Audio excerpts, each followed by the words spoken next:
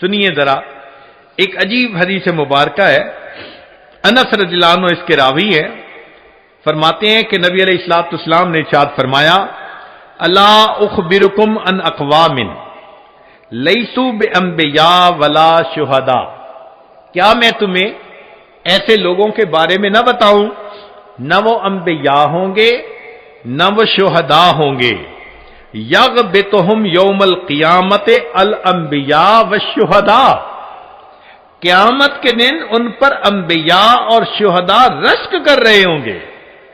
سبحان اللہ، کیا شان والے لوگ ہیں کہ وہ انبیاء نہیں، شہداء نہیں، مگر ان کو اللہ وہ مقام دیں گے، وہ اکرام عطا کریں گے کہ انبیاء اور شہداء ان کے اوپر رشک کریں گے بمنازلہم من اللہ عز وجل علی منابر من نور، نور کے ممبروں پر ہوگے، یکونون علیہا، قالوا ومن ہم، صحابہ نے پوچھا اللہ کے نبی صلی اللہ علیہ وسلم وہ کون ہوں گے؟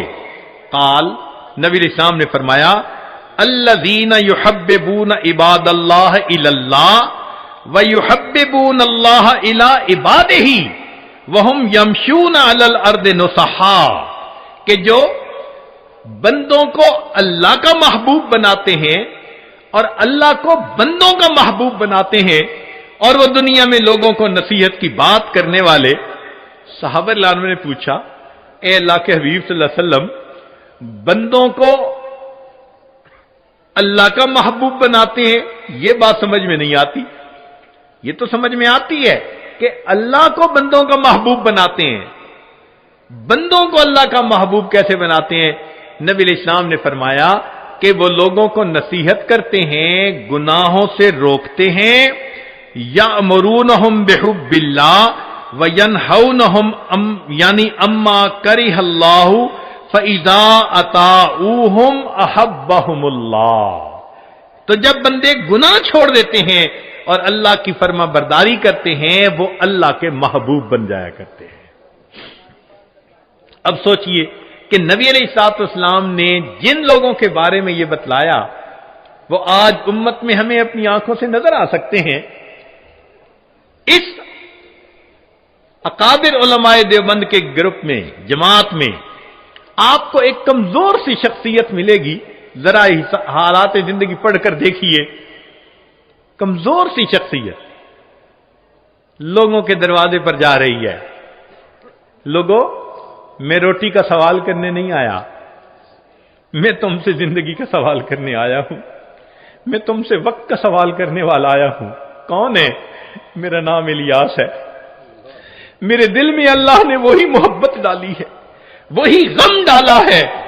میں سلام کرتا ہوں اس جماعت کی عظمت کو کہ جنہوں نے نبی علیہ السلام کے غم کو اپنا غم بنایا، آج دنیا کے سینکڑوں ممالک کے اندر جو اللہ کے بندوں کو اللہ سے ملاتے پھر رہے ہیں، یہ نبی علیہ الصلوۃ والسلام کے محبوب بندے زندگیاں لگا دیتے ہیں، سال لگا دیتے ہیں، اپنی مال، اپنی جان، اپنا سب کچھ، کس کے لیے؟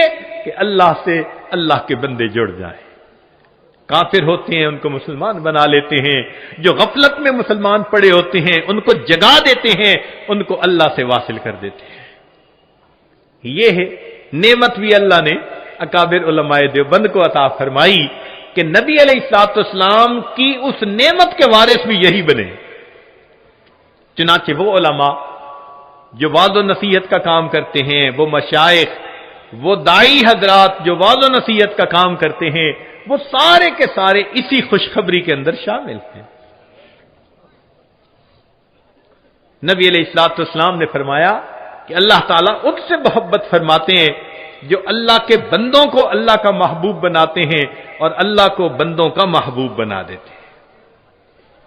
سچی بات تو یہ ہے کہ جتنی امت کے ساتھ شفقت نبی علیہ السلام کو تھی اور جتنی محبت نبی علیہ السلام کو تھی، ایسی محبت کا کوئی تصور بھی نہیں کر سکتا۔ آپ ذرا غور کیجئے، دنیا میں جتنی محبتیں ہیں سب غرض والی محبتیں، میاں بیوی کی محبت غرض، بیوی کو خاوند کی ضرورت ہے، خاوند کو بیوی کی ضرورت ہے، اولاد ماں باپ کی محبت غرض، اولاد کو ماں کی ضرورت ہے، باپ کی ماں باپ کو اولاد کی ضرورت ہے، بھائی بھائی کی محبت بھی غرض، ایک دوسرے کے ہیلپ کی ضرورت ہے، پڑوسی پڑوسی کی محبت بھی غرض کی بنیاد پہ ایک دوسرے کی ضروریات ہوتی ہیں، حتیٰ کہ اگر استاد شاگرد کی محبت ہے تو وہ بھی غرض کی۔ کیوں؟ استاد پڑھا رہا ہے کہ مجھ سے اللہ راضی ہو جائیں گے، اور شاگرد پڑھ رہا ہے کہ مجھے علم مل جائے گا۔ حتیٰ کہ پیر مرید کی محبت بھی غرض کی محبت، کہ مرید کے دل میں میری تربیت ہوگی اور پیر کے دل میں کہ اللہ راضی ہو جائیں گے۔ تو معلوم ہوا کہ غرض جیسی بھی ہو ہے تو غرض نہ پیچھے۔ ہاں، کوئی محبت ایسی ہے جو بے غرض ہو؟